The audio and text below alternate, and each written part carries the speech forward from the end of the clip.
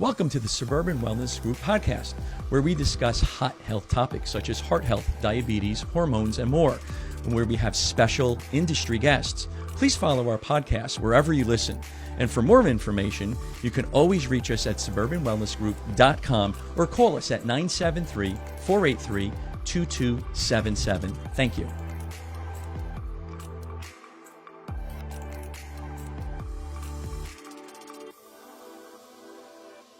Hello, everyone. I am Dr. Dan Carlicchio. I'm here with my partner, Dr. Natasha Fuxina. Thank you for joining us for the Suburban Wellness Group podcast. We are thrilled, honored. It's a privilege to have Dr. Anna Cabeca with us. Welcome, Dr. Anna. It is a pleasure to be here. Thank you. I want to go over Dr. Cabeca's bio because I think it's just amazing. Internationally acclaimed menopause and sexual health expert, global speaker, pioneering promoter of women's health, Emory University trained, triple board certified obstetrics, gynecology, integrative medicine, anti-aging, and regenerative medicine. She's written the book, The Hormone Fix. She has a new book out called Keto Green 16, which literally I read in one night. I found it so fascinating. Numerous awards, and I want to welcome you. Thank you very much for being here. It is a pleasure. Thank you. So tell me, after you've written The Hormone Fix, you decided to write another book, Keto Green 16. Tell me why. What was the reason why you did this? You know, to be honest, I just needed to kick my butt and kick some patients' butts, right? So it's an intense 16-day program to get us quick results, get us over the hump, and really to feel good fast, like so we can lose the extra weight that we, have gained, and especially in the perimenopause transition, or if there's hormonal or thyroid issues that are creating some sluggishness. But even more importantly, to really create that brain clarity in as quick a way as possible, so that we really see these results. So in working now with thousands of patients through my work with the Hormone Fix and my Keto Green way, I knew we had to step it up a little bit. So I also wanted to increase the intermittent fasting, increase the fasting, and increase the simplicity of the meals, but yet get hormone detoxification and hormone balance as quickly as possible. Right. Intermittent fasting is all the rage right now. Tell me a little bit more about why you added more intermittent fasting. Well, definitely my threshold is 13 hours based on the scientific literature, so that we know that women with recurrent breast cancer have a significantly decreased risk of women with a history of breast cancer have a significantly decreased risk of recurrent breast cancer if they have 13 hours at least, or 12 and a half to 13 hours between dinner and breakfast. So that 13 hours is my threshold. But in order for many of us, especially women, men do this a lot easier, quicker, faster. But for women to get into ketosis, we need to train our body as we train any muscle in our body, but we have to train our body to get to that extended fasting, to get complete GI rest, to get our blood sugar really, down to baseline and create more insulin sensitivity, which we know that's the buzz for decreasing our risk of degenerative diseases. Right. Yes. And what I found to be very interesting, and I didn't even know this, and I'm a journal geek, if you will. You had written in your book, American life expectancy declined for the first time in the history of the United States of America since 2000 and in 2014. You talked about inflammation, Western diet, processed foods. Processed foods are all over the place today. Speak a little bit about that. Yeah, now that is, of course, distressing. I'm a mother. I have 5 children altogether, and it was devastating to me to read that research, but it did not surprise me, honestly, because what have we done? We've extended our nursing home population, kind of harsh, but extended our degenerative life expectancy, so to speak, like we're living a lower quality of life, and we're seeing these diseases happen earlier: infertility, menstrual irregularities, premature puberty. We're seeing all these things happen earlier. So, it shouldn't have surprised me, but Right. I was reading a journal article, Mayo Clinic Proceedings, where it's not only here in the United States, but it's in It's in Western Europe now too. Spain, they're increasing processed foods, cakes, and so forth and so on, and the health of these individuals are starting to fall down. They're getting those chronic diseases, those chronic lifestyle diseases. And I find that fascinating because the Mediterranean diet arguably was one of the best diets you can eat, right? Arguably. Absolutely. And I think it's really interesting for me because in 2006 and 2007, I had this, really life-changing journey around the world, look as part of my own healing journey, going from, age 39 with diagnosis of early menopause, Right. infertility. And I was told that was it, right? And here I was, Emory University trained gynecologist and obstetrician, and my doctor's Hmm. bag was empty. And so through this journey and my, so many ways, like non-discriminating on the methodologies and medicines from around the world, but discerning what works and what doesn't work. And what worked for me, I reversed that infertility, had a baby at 41, That's amazing. That is amazing. and went on to have regular cycles, for a decade at least. And so that kind of brought me into this understanding. So what I really found fascinating, though, as part of this world journey, is that, like, when I went to Brazil in 2006, 2007, it was pretty, everyone looked pretty in good shape. But a decade later, when I went back, I was lecturing in Sao Paulo and then went to the beaches again. I noted a significant increase in obesity. So not just in Europe, but in South America too, very active, right, population, but an increase in the genetic modification of their food sources as well. Yes, yes, it's very disheartening to hear it, just to hear that. There's no doubt. Yeah, I'd like to add to it. We all know that in medical community, the new buzzword is diabesity. And in the adult population of US, about 40% are diagnosed with overweight or obesity. And you touch upon obesity and overweight in your book when you talk about hormones, which I also enjoyed reading, and how keto diet can help bring us back to normal hormone function, how keto diet can help improve insulin sensitivity, how keto diet can improve leptin sensitivity, which is a new important concept, and I would like our listeners to know about that. And it's also interesting for me to learn that in the last 50 years, our genes have not changed. So the genes of our children, ours, our parents, and perhaps even our grandparents are pretty much the same, but as a society, we have more weight. We're more overweight and we have more obesity. So something's going on with our environment, whatever that is, toxins, foods, bad estrogens, that is causing that epidemic. So if you could tell us how keto and green will help us go back to what our genes supposed to be. Yeah, absolutely. And this is what I'm so passionate about because we didn't study this in med school, right? We really, No. and I'm a No. gynecologist and obstetrician. I have studied hormones and I wanted to believe that all I had to do was fix hormones, right? Like estrogen, progesterone, testosterone, even DHEA. I just wanted Right. to fix them, right? Right. Yes, Exactly. yes.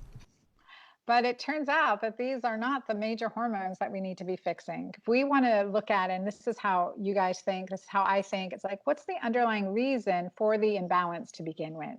And as we start digging deep, and as I started digging deep, part of my hormonal journey, because I was a hormone expert when I was diagnosed with infertility and early menopause, I was already a hormone expert.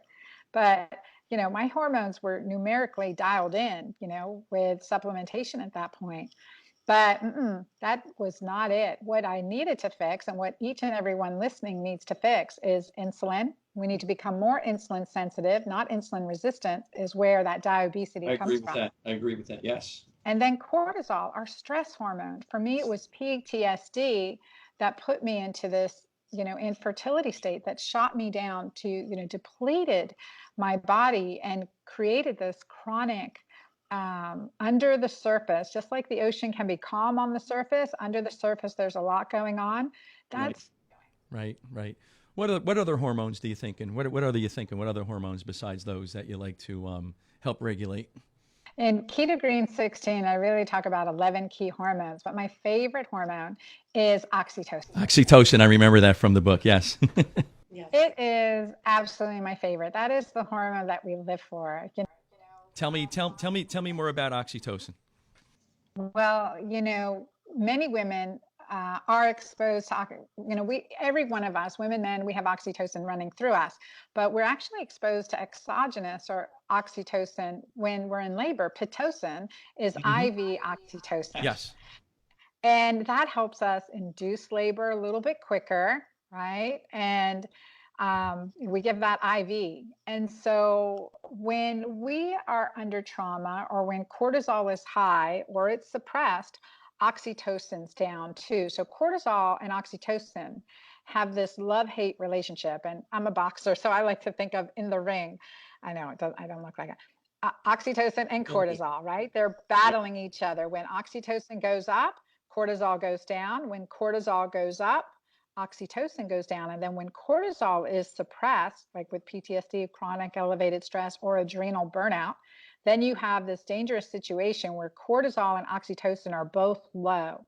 And what that creates is that burnout, that disconnect. I love my spouse. I no longer feel love. I love my job. I no longer feel like going to work. I no longer feel love. And this dangerous state is really important. So I incorporate that into the Keto Green way. And Natasha, to answer your earlier question, like there's keto dirty and keto clean, but we have to understand that keto clean is that combination of keto green, the alkalinizing vegetables and lifestyle practices that we incorporate to create a holistic, healthy, optimal life. So. And I think that's an important factor because dirty keto, if you will, eating the bacon and so forth and so on, that's just not where you want to be, and that's not where you want to live when you're taking in that food stuff. But another question I wanted to ask you was, what labs do you use when you have a patient come in? All right, what labs do you run? I'm always interested in that because I run a lot of labs in my office, and I'm always asking other physicians, what labs do you run? What is it that you're looking for when you're running these labs? Yeah, and I have run the gamut, being now in functional medicine too since early 2000s. I've run the gamut in organic acid testing, functional lab testing, and hormonal testing. So I've really transitioned. When a patient comes into my office, I like to look at, I want the quickest results I can get while they're following like essentially my Keto Green plan right away. So now what I tell clients is that I want every person to know these 4 key lab test markers that tell me so much about a person, and inexpensively, every individual can basically follow them on their own over time. And so they're probably very similar to yours, but like to narrow it down to 4 that I want everyone to know these numbers, just like I want them to know their weight on the scale, their height, right? Their blood pressure. Absolutely. It's the hemoglobin A1C, and we want that number optimal, as close to 5.0 as possible. So definitely below 5.3. So hemoglobin A1C, and then HS-CRP, so the highly sensitive or cardio-CRP. That's the second number that, again, inflammation. And this number specifically because in my practice, I had a patient come in. She'd been to many doctors, had been followed by her internist, just felt like crap. And so she came in to see me. And when you see that patient come in and you're like, this is a heart attack waiting to happen. All the time. We say that. Yes. Terrible, right? Oh my gosh, what's been her management? I'm a gynecologist, right? But I ran the HSCRP, that's cardio CRP. Her number was 100, among other things that I needed to do for her. But her number was 110. It needs to be less than 1. That's that is extremely high. That's alarming. Yes. To say the least, very alarming. Alarming. And her other number that I always look at is vitamin D 25 hydroxy, right? We want to look at her vitamin D, and that number was 11. Oh, wow. And the fourth marker that I want to measure adrenal status. So I look at the DHEA sulfate in the blood. Those 4 markers, we get them overnight, basically, certainly within a week. And we can check them every month or every 3 months and watch those numbers improve. So. Yeah, I think the DHEA is very important. I think that's overlooked by a lot of doctors too, and we've been running that panel also. And I see you also recommend in your book to test urine to check the efficacy of the Keto Green diet. And you mentioned that it takes about 3 to 4 days to enter ketosis. And I have here the reagent strips that you produced, that you recommend. And those reagent strips can measure your ketones and can measure your pH, which is a measure of acidity or alkalinity in the urine, and whether you have no ketones, no ketosis, or if it's up to purple, if you have high amount of ketones in your urine. And if you could explain a little more about how you recommend that men and women who follow Keto Green program use those. Yes, yeah. Thank you for bringing that up because I think urine testing, especially urine pH testing specifically, is another vital sign. It really is another vital sign. It's so easy. Patients can do this. Every person can do this on their own at home. And I recommend, especially starting out, several times a day. Look at how you're actually interacting with your environment. So and the reason I did that, I combined this as pH test strips with ketone, because number one, as I went through the second transition into menopause at age 48, I'm trying to test, 2 different strips, all this stuff. And when we have to test, not guess, to understand what's going on, am I getting into ketosis or not? Am I doing it in a healthy way? In other words, my urine pH getting alkaline, not just by the functional green foods that we're eating, but the life stress modifications that we make to modify cortisol, which will make our urine acidic. And Yes. that's so overlooked by our medical communities, but every individual can do this. And yeah, and one other thing is I've lectured into large keto audiences and at conferences, and I'll ask, well, how many people are doing keto? And 90% of the room will raise their hand. And then I'll say, well, how many of you have tested either your urine or blood? And only 10% of the room. Like, if you're not testing. Don't know if if you're not testing, you're guessing. I remember I say that to my patients all the time. So you have to test to make sure that you are in ketosis, 100%. But I also see that you allow some feast days, so it's not as daunting of a task to follow Keto Green program, so that clients actually understand that this is a lifestyle, but it allows for some deviation for some maybe weekends or special events.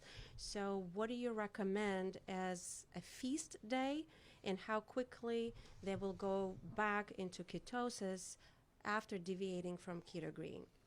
Yeah. So I am honestly a glutton at heart, right? So I love my wine, I love my chocolate, I love feasting. I'm Middle Eastern background. I'm with you on that. You have to have some wine and some chocolate. Yes. Chocolate, yes. Yep, exactly. And there are medicinal reasons for this. There you go. You can find the reasons in the research why it's good for us. And feasting is good for us. That increases oxytocin. Not, feasting, not binging, right? And this is really important. So cultural, historically, cultures connect over feast days, birthdays, holidays, and we need to do more of that and really celebrate together. So that's one reason. Right, I agree. Feast with people you love, right? Right. And it also creates this metabolic flexibility. So we bump in and out of ketosis, but it is getting into ketosis, getting keto green is mandatory, in my opinion, for women perimenopause, postmenopause, because our brain will use glucose for fuel, but it will, as we have declining levels of hormone, progesterone and estrogen, our brain is honestly starving, hence the brain fog, hence the mood swings, hence the difficulty sleeping. And this ability for our brain, as you know, to use glucose for fuel. Very important point you're making, yes. Very, very important. That lack of focus, that poor memory, like you said, that brain fog that you get. And I think you're very spot on with that. I wanted to ask you another question. Where does the gut come in with all of this? You hear about gut health all the time today, and you discuss your gut health in your book. Tell me, where does the gut health fit into this Keto Green 16? Keto Green and the intermittent fasting and the alkalinizers, it really helps create a diverse microbiome. That's what we're planning, right? So women even and men that are doing my program, very quickly they notice an improvement in constipation versus regular keto sometimes are more constipated, right? And so that's a good sign because toxins reabsorb when we're constipated. And just to be clear, you've probably done this, but I'll have that questionnaire on my patient intake form and a client won't, constipated. Oh no. I'm like, well, how often do you have a bowel movement? Oh, once a week. I'm like, I was just going to say once to twice Yes, a week. once That to happens all the time, right? And you're looking at them and saying, oh, okay, right? Yes. imagine your child if they only had a bowel movement once a week, right? They're You so could be in the pediatrician's office every single day, right? So the alkalizing greens, they help out with that, right? I think that's very important. Yes. yeah, and I think that's really key. And we stay low carb with it. So a lot of times we supplement. One of the other products I created for my journey around the world is Mighty Maca Plus, which is a superfood combination. That's a great, and we're gonna have a link to that on for our podcast so that our listeners can go and purchase it. It's a great product, so please actually have it everybody right here. everybody purchase it. I Yes. use it. Yes. Here's the Mighty Maca. Yes. And I give it to my husband. You give it to your husband? Yes. Okay. Definitely known to increase the libido as well. We'll add that in there. There you go. Okay, he'll be asking for more. There you go. That's so great. And, I think with certainly the alkalinizing greens and establishing regular bowel movement, sometimes for the first time in people's life or recall ability, they'll have regular daily bowel movements, which is so necessary for detoxification and hormone balance. We want to get everyone to that level. And in this, the Keto Green way that I developed, and, I also incorporate in Keto Green 16 key foods that combine to make life easy, right? Because we can have Yes. really extensive shopping list and menus, but 16 key ingredient types that I formulate to really create the scientific balance of foods to help detox, hormone balance, increase the gut microbiome. So Yeah. that's kind of worked in, but there's something that's really fun. And you guys have seen, I'm going to show whoever's watching or listening, but my Freestyle Libre. Have you guys seen the 24-hour, 14-day blood sugar monitor? No. Yes, Oh, I've wow. seen Look this. at that. Yes, it's a sensor you put into your arm. It's a filament that goes into the interstitial tissue and it monitors your blood sugar for 14 days around the clock. So you can see, and I measured with every single recipe that I created, that there's no real significant bump in blood sugar. So we're keeping that stability, right? We're keeping that stability following the plan, and you become more and more insulin sensitive. You'll be able to see if your blood sugar does go up because you've had a feast day, it should start to come down really quick. And it's nice to watch that and figure that out. So it's super fun. And so it's something I definitely recommend to all my patients and clients. It is by prescription, sadly. It should be over the counter, but a quick script. And I tell clients, get the Freestyle Libre, just pay for it cash. It's $40 for 14 days. Best investment in investigating what's going on. So, and then just use your smart app. You don't need another device. Oh, so you have a smart app that measures that'll register. I think nowadays people are actually interested in it. Every other person has a Fitbit or an Apple Watch. Right. People, I think they start to take ownership in their health. I really do believe so. People They have some gadgets and they so have the forth. I have my gadgets. Fitbit on. Yeah, they have the gadgets, the pedometers, which are important also for weight loss and maintaining physical activity and exercise. So I think that adds another facet, another level of checking that you actually brought to a whole other level altogether. For me, for example, I routinely recommend to my diabetics and patients with prediabetes to check fasted glucose, and we check hemoglobin A1C, but I have not recommended to people who have not been diagnosed with prediabetes or diabetes to actually wear the device and monitor with smartphone, because it is so important now, I realize from our discussion and from your book, to start early on, because prevention is key. There's so many millions of Americans that are believed to be underdiagnosed, and they truly already have prediabetes and diabetes, and they have not been diagnosed yet. So if we offer them monitoring, especially, it's non-invasive, very easy, you can check it from your smartphone, we can prevent so many diseases, because obesity is, as many of our listeners know, is certainly linked to cardiovascular disease and early death. Yes, absolutely. I think that. Thank you, Dr. Cabeca, for that, because we're going to have to add that now into the office. You're going to have to write scripts for that. So I will have to write scripts. And for $40, it's more than affordable, and the information is just so invaluable that you get from that. It's just incredible.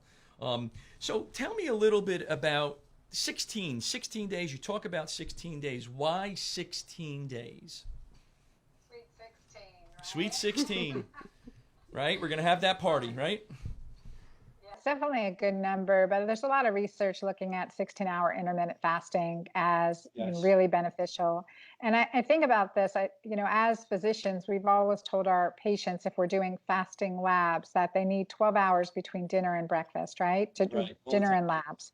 But what I noted with myself, as well as with many of my clients, is that, sometimes it takes a little bit longer to get that blood sugar down to a really steady state. So that was fascinating to me, and that other things can really affect it. So coffee for me affects it. Getting stressed, hearing the morning news, that affects my blood sugar. So we recognize that it's more than about what we eat. But 16-hour intermittent fasting, I feel, especially in the perimenopause and menopause, as it gets harder for our bodies to get into ketosis, we need that extra time. That's the up-leveling to get quicker results and clarity and, digesting our food well from the night before. And it takes time.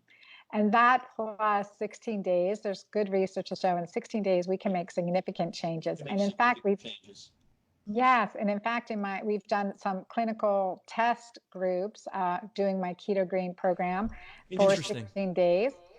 Yeah, And very interesting.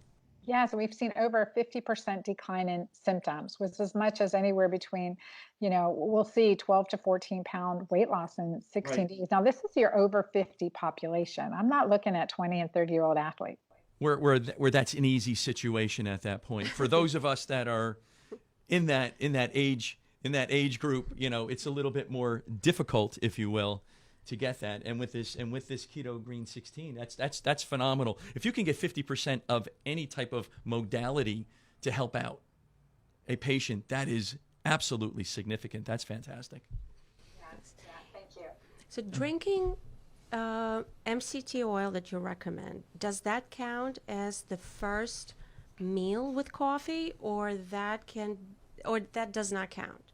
So, for example, somebody ate dinner at 7 p.m. So in the morning, the first morning meal past 16 hours, does that count as the meal or not? Yeah, essentially, it doesn't count necessarily as a meal, but I do want to explain this because often I have clients do their morning tea and try to get them off coffee because I've noticed it raises glucose in me for sure. And so it's probably doing that, especially if my clients are weight loss resistant, they're not getting results, we got to drop the coffee. But sometimes we just need that. Adding the MCT oil will keep us from getting hungry and will help us, give us that energy boost until we... It'll help us out with that keto. Right. Okay, hold on one second, Dr. Cabeca. I think we're going to take a break. We're going to take a 1-second break, and we are going to come back. So, hi, everyone. Dr. Dan Cordalicchio coming to you from the Suburban Wellness Group. I'm sitting here with my partner, Dr. Natasha Fuxina. We just did a fabulous podcast with Dr. Anna Cabeca. We're talking about diet, how diets can help out, how keto diet can help out. Dr. Fuxina, how do we approach a patient here when they come in at Suburban Wellness Group? It's a great question. It's a very broad question. So the quick answer is everything is individualized and everything is personalized. People have different complaints. People have different predisposition based on their genetics, based on their family history. And first and foremost, I gather information. Mm-hmm. Everything that I can learn about this patient's metabolism, whether it's through blood testing or urine testing or microbiome gut testing. Because if you're not testing, you're guessing. We do a lot of testing in the office. Do a lot of That's testing. what makes it very personalized, right? It makes it very personalized, and I'm trying to move into the area of precision medicine, which means different things to different people, but as precisely as I can, I'm trying to gather information and have data as to how somebody's body is functioning. Right. So I gather information about hormones. I gather information about nutrients, supplements. I gather information about food sensitivities. Very because important food that is sensitivities. extremely important. I gather information about their gut function, and I test specifically down to different microbiome colonies, bacteria, parasites, viruses, fungi that live within us, which influence our health.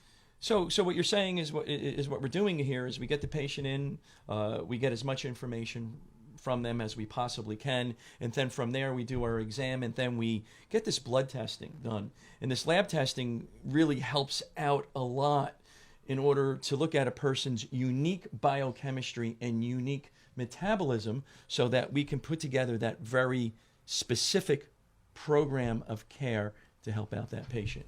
Yes, absolutely. And I'd like to add that once you have the information that we need, people typically see results pretty early on. Yes, they do. If you diagnose somebody with bad bacteria in their gut and you start them off on the right diet and the right supplements to eradicate that bacteria, to get rid of the bad guys in the gut, they start feeling so much better fairly quickly. They come back for follow-up, and I hear a lot, I have been bloated, I'm not bloated anymore. I felt that I had so much swelling and inflammation in me, and now I don't have it. Right. And these are all very good news, and I think that now when we armed with that information, when we armed with testing, which is pretty reasonable and affordable to a lot of people, that is so important to test nowadays. Right. So if you Google the word microbiome, you will probably get over 13 million hits the last time that I checked. And it's important. It's very important. Why is everyone Googling it and checking it? Because when we harbor close to 50 trillion to up to 100 trillion microorganisms within our intestines, it's got to be important. Right. Gut health is very important, yes. Well, thank you very much, Dr. Fuxina.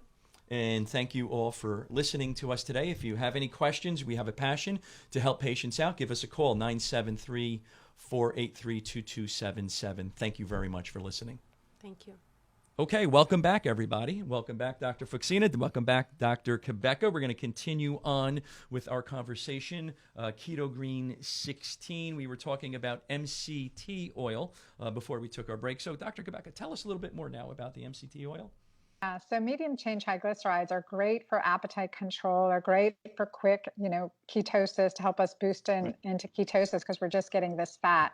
Now, it can get complicated for us that are, training our body into ketosis early on is often just a great transition time period until you get really skilled at 16 hours between dinner and breakfast. And I typically have clients, wake up in the morning, drink an alkalinizing beverage. I pretty much will have them do a scoop of Mighty Maca, some apple cider vinegar, some filtered water, mix that up, make that alkalinizing elixir to just help our digestion, help us remove toxins, help our digestion get going and detoxification get going first thing in the morning and help boost alkalinity.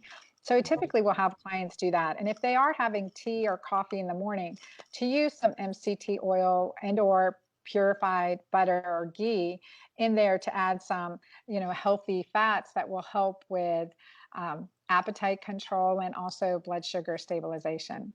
Right. And how, when they're done with the 16, how, do you recommend them in 2 months from now going back on the Keto Green, or do you like to extend it for a period of time? How many times within a 6-month period of time would you recommend a patient to go on the Keto Green 16? Just stay that way. Or just stay that way.